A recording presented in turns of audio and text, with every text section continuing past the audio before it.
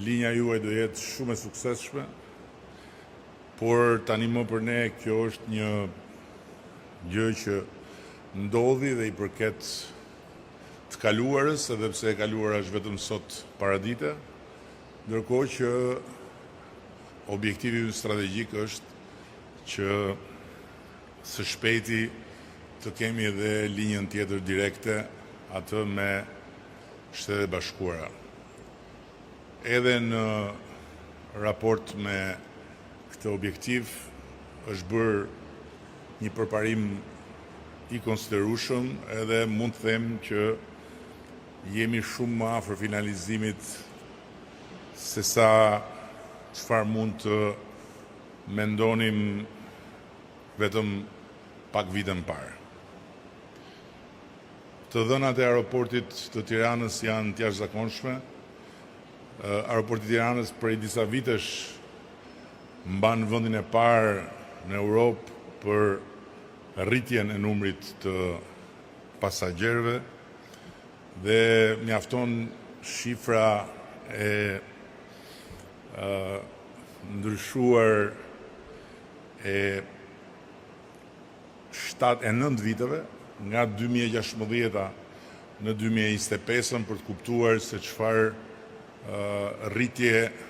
maramëndse ka ndodhur me aeroportin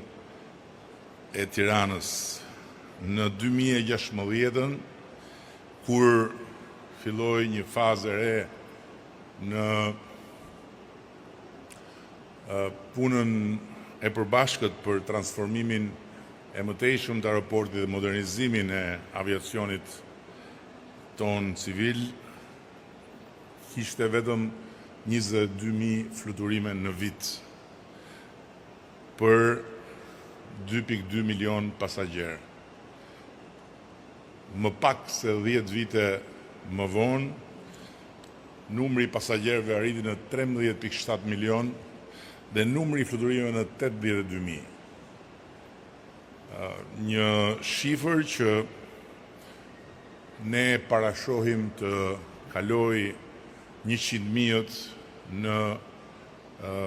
fund të kësaj dekade dhe në fillim të dekadës tjetër. Ashtu si kundër, nga ana tjetër nuk është vetëm rritja e numrit pasagjerëve, por është edhe përmirësimi i cilësisë së shërbimit. Aeroporti i Tiranës është një ndër aeroportet e para në Europë që ka hedhur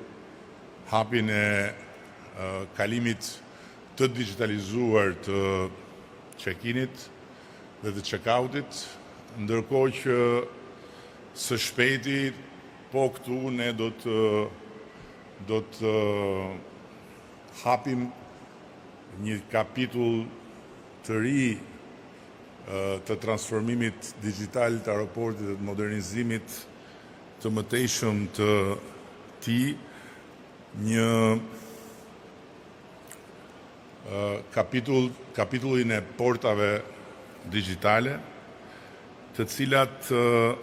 do të jenë porta ku do të hyet pa asnjë lloj kontrolli nëse je shqiptar dhe nëse ke një pasaportë biometrike shqiptare. Kjo do të bëjë që për të gjithë pasagjerët shqiptar që hynë në aeroportin e Rinasit të jetë një hyrje si në shtëpinë e tyre,